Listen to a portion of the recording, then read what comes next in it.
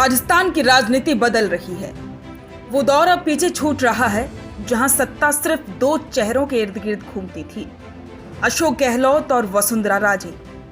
अब राजस्थान की जनता नई उम्मीदों, नए चेहरों और नई सोच की तलाश में है। वो अब सवाल कर रही है कि कब तक कांग्रेस और बीजेपी के बीच झूलते रहेंगे। इसी सवाल के बीच उभर कर सामने आए हैं पश्चिमी राजस्थान के 4 युवा चेहरे, जो सिर्फ नेता नहीं बल्कि एक आंदोलन, एक विचार और एक बदलाव की लहर बन चुके हैं। थान सिंह डोली जोजरी नदी को बचाने की लड़ाई का नाम है। रविंद्र सिंह भाटी बाड़मेर का बेबाक सिपाही, जन आंदोलन की पहचान। अशोक गोदारा विचारधारा की राजनीति में दोस्ती से बड़ा फैसला। निर्मल चौधरी छात्रों की आवाज जो सत्ता से भी टकरा रहा है। तो आइए जानते हैं कैसे ये 4 युवा राजस्थान की राजनीति में नई क्रांति लाने जा रहे हैं। सबसे पहले बात करेंगे थान सिंह डोली की। राजस्थान के बालोतरा जिले में थान सिंह डोली ने जोजरी नदी को बचाने के लिए अनिश्चितकालीन धरने की शुरुआत की। जोधपुर की फैक्ट्रियों से निकलने वाला रासायनिक पानी न सिर्फ नदी को बल्कि पूरे इलाके की जिंदगी को जहरीला बना रहा है। प्रशासन ने धरने को कुचलने की कोशिश की। थान सिंह को तड़के सुबह हिरासत में लिया गया, लेकिन क्या हुआ? गांव-गांव से लोग उमड़ पड़े। हजारों की भीड़ ने बता दिया कि अब जनता जाग चुकी है और ये लड़ाई सिर्फ नदी की नहीं, खुददारी की है। थान सिंह की रिहाई के बाद मोबाइल की फ्लैशलाइट और टॉर्चों की रोशनी में जो स्वागत हुआ वो आज भी सबको याद है।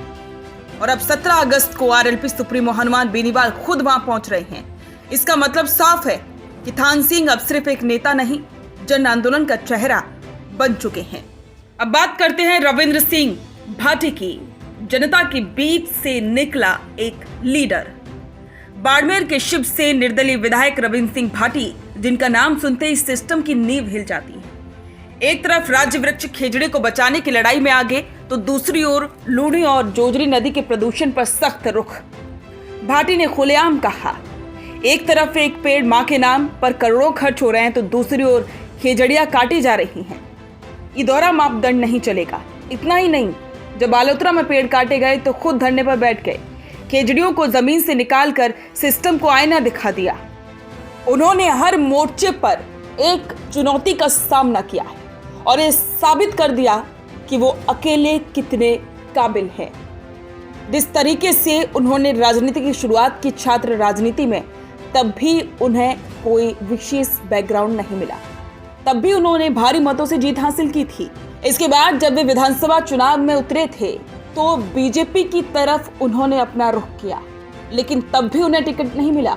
लेकिन इसके बाद भी रविंद्र सिंह भाटी ने हार मानने की बजाय निर्दलीय चुनाव लड़ा और जीत भी हासिल की।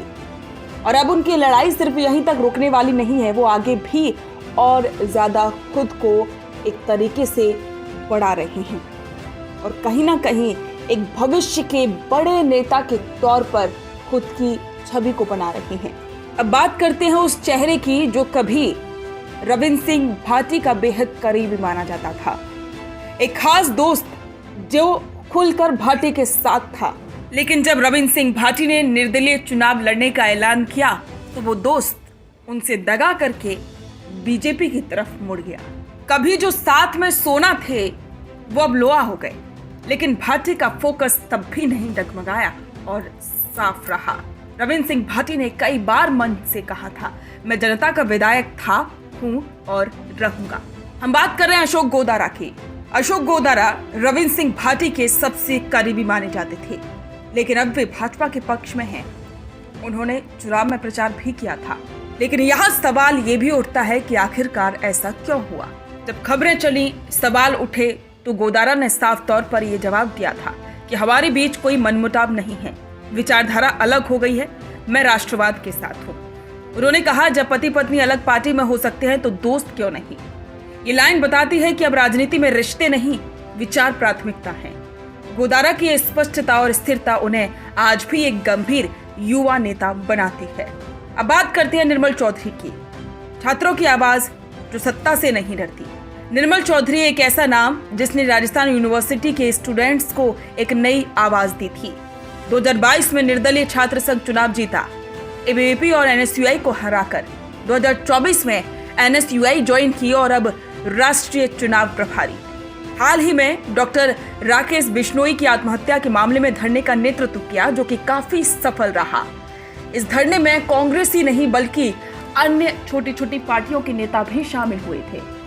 निर्मल चौधरी एक तरफ जहां सचिन पायलट के करीबी माने जाते हैं, तो वहीं दूसरी तरफ अब हनुमान बेनीवाल भी उनके साथ में है, या यूं कहें कि निर्मल चौधरी हनुमान बेनीवाल के साथ में भी है। इस पूरे मामले में निर्मल चौधरी को पुलिस हिरासत में लिया गया, गिरफ्तारी हुई और जेल की सलाखों के पीछे भी गए, लेकिन इसके बाद में वो उभर कर सामने आए कि कांग्रेस का एक बड़ा दल, एक बड़ा वर्ग उनके साथ मौजूद था। खुद सचिन पायलट ने भी उनके इस आंदोलन को एक स्पष्ट तौर पर सही बताया और सीधा साथ देने की बात कही। इससे एक बात तो साफ होती है कि अब सचिन पायलट भी निर्मल चौधरी को लेकर काफी पॉजिटिव हैं और आगे आने वाले चुनावों में कहीं ना कहीं निर्मल चौधरी सीधे तौर पर फ्रंट फुट पर नजर आ सकते हैं या किसी भी सीट से वो चुनाव लड़ सकते हैं। इन सभी बातों से एक बात तो साफ है, क्योंकि आज का युवा ये बात बहुत ही अच्छे से जानता है कि जो उनकी आवाज बनेगा वही भविष्य बनेगा। और ये बात भी स्पष्ट हो चुकी है कि अब चेहरों की राजनीति नहीं बल्कि काम की राजनीति चल रही है। राजस्थान की जनता अब सवाल कर रही है कि कब तक पुराने चेहरों पर भरोसा करें। क्या सिर्फ कांग्रेस और बीजेपी के इर्द गिर्द घूमना हमारी नियति है? अशोक गहलोत और वसुंधरा राजे का दौर अब पीछे छूट चुका है। लोग अब सचिन पायलट, हनुमान बेनीवाल, राजकुमार रोज जैसे चेहरों की ओर देख रहे हैं। और कहीं ना कहीं फ्यूचर की बात करें तो ये 4 चेहरे जिनकी हमने बात की, थान सिंह डोली, रविंद्र सिंह भाटी, अशोक गोदारा और निर्मल चौधरी, ये राजस्थान की राजनीति में एक बड़े चेहरे बन सकते हैं। और कहीं ना कहीं राजस्थान का युवा इन्हें अपनी तरफ या अपनी उम्मीदों के तौर पर देख रहा है। और जो राजनीति आज है वो आगे चलकर काफी कुछ बदलेगी और ये चेहरे बड़े चेहरों के रूप में बड़ा नेतृत्व लेकर सामने आएंगे और राजस्थान का भविष्य भी तय कर सकती है।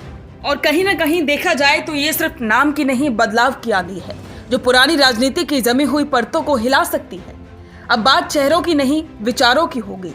अब लड़ाई सत्ता की नहीं, व्यवस्था बदलने की है और उस बदलाव का चेहरा होंगे ये 4 युवा नेता।